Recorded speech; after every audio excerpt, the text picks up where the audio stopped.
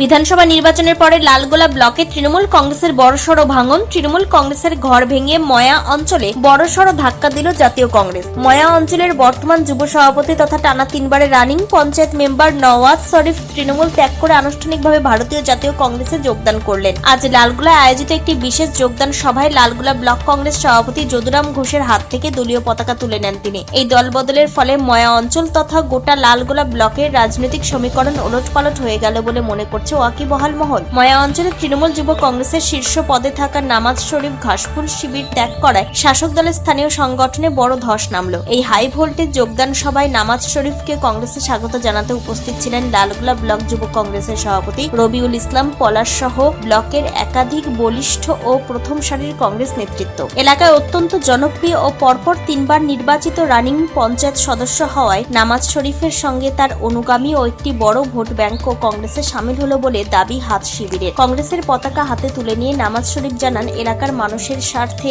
এবং পুরনো ঘরে ফিরে কাজ করার লক্ষ্যে তিনি এই সিদ্ধান্ত নিয়েছেন। ব্লক কংগ্রেস সভাপতি যদুরাম ঘোষ ও যুব সভাপতি রবিউল ইসলাম পলা যৌথভাবে জানান, নামাজ শরীফের এই ঘরওয়াপসিতে লালগোলা ব্লকে কংগ্রেসের সংগঠন আরো শক্তিশালী ও অপরাজেয় হয়ে উঠল। অন্যদিকে তৃণমূল শিবিরের পক্ষ থেকে এই ভাঙনকে সাময়িক ক্ষতি বলে মন্তব্য করা হলেও ভেতরে ভেতরে ড্যামেজ কন্ট্রোলের চেষ্টা শুরু হয়েছে। এই প্রসঙ্গে লালগোলা যুব কংগ্রেস সভাপতি কি বলেছেন শুনুন। দেখুন, আজকে যোগদানটা হঠাৎ করেই হয়েছে, আমাদের ভাই যোগদান করেছে।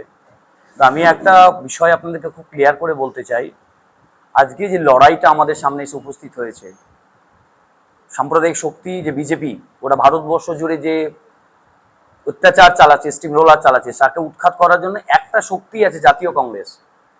তার সাথে লড়াই করে এই শক্তিটাকে আমাকে উৎখাত করতে হবে। কোনো আঞ্চলিক দল দিয়ে এই শক্তিকে পরাজয় করা যায় না। আজকে পশ্চিমবাংলায় এই বিজেপিকে আনার মূল হাতিয়ার বা মূল অস্ত্র তার নাম হচ্ছে তৃণমূল কংগ্রেস। মানুষের সে মোহভঙ্গ হয়েছে, মানুষ বুঝতে পেরেছে যে তৃণমূলকে দিয়ে বিজেপিকে আটকানো যাবে না। তাই সকলেই এখন চাইছে জাতীয় কংগ্রেসের পাশে দাঁড়িয়ে সাম্প্রদায়িক শক্তি বিজেপির বিরুদ্ধে লড়াই করতে। ব্লক কংগ্রেস সভাপতি কি বলেছেন শুনবো। যে আমরা সারা ভারতবর্ষে যে শক্তির বিরুদ্ধে লড়াইটা করছি সেটা হচ্ছে সাম্প্রদায়িক শক্তির বিরুদ্ধে, যা আজকে পশ্চিমবঙ্গের ক্ষমতায় তারা অধিষ্ঠ হয়েছে কিছুদিন আগে। স্বাভাবিকভাবে খুব গুরুত্বপূর্ণ বিষয় যে এই সাম্প্রদায়িক শক্তিকে যদি কোনো দল তার বিরুদ্ধে লড়াই করতে পারে, তার নাম রাহুল গান্ধী, তার নাম জাতীয় কংগ্রেস। স্বাভাবিকভাবেই জাতীয় কংগ্রেসের আজকে শক্তিশালী আজকে হলো। আমরা মনে করি ময়া অঞ্চল থেকে বলিষ্ঠ নেতৃত্ব, যিনি তৃণমূল করতে এতদিন, তার মনে হয়েছে যে তৃণমূল একটা আঞ্চলিক দল, যারা পশ্চিমবঙ্গে এতদিন ছিল তারাও আজকে তৃণমূল পশ্চিমবঙ্গ থেকে মুছে গেছে। আগামী দিনে ভারতবর্ষ থেকে, এই রাজ্য থেকে যদি বিজেপির বিরুদ্ধে কেউ লড়াই করতে পারে তার নাম জাতীয় কংগ্রেস। এদিন ময়া অঞ্চল প্রাক্তন তৃণমূল যুব সভাপতি কি জানিয়েছেন শুনুন। আমাদের গোটা রাজ্য তথা গোটা ভারতবর্ষে যেভাবে একটা সাম্প্রদায়িক দল মাথা চেড়ে উঠছে, তাতে আমি আমার ব্যক্তিগত জায়গা থেকে মনে করছি যে আগামী দিন এই সাম্প্রদায়িক দলকে যদি কেউ রুখতে পারে, তার বিকল্প শুধুমাত্র একটাই, জাতীয় কংগ্রেস। ক্যামেরা এমডি আলমগীরের সাথে রথিন সিংহ রায়ের রিপোর্ট, টাইমস 14 বাংলা। আরো নিত্য নতুন ভিডিও পেতে এবং তথ্য জানতে আমাদের ফেসবুক পেজকে লাইক ও ফলো করে রাখুন। সেই সঙ্গে টাইমস 14 বাংলার ইউটিউব চ্যানেলকে সাবস্ক্রাইব করতে ভুলবেন না। মুখের উজ্জ্বলতা হারিয়ে গেছে, স্পট পড়ে গেছে, ব্রণ ভর্তি, তাই আর দেরি না করে আজই আসুন রায়গঞ্জের চণ্ডীতলায় হেলথ প্লাস মাল্টি স্পেশালিটি ক্লিনিকে এবং এখানে পান অভিজ্ঞ ডাক্তার দ্বারা ফ্রি স্কিন টেস্ট।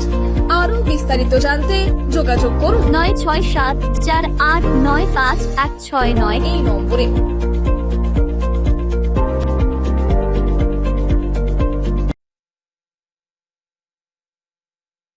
আজ তোমার বিয়ে সাজলো নতুন সাজে।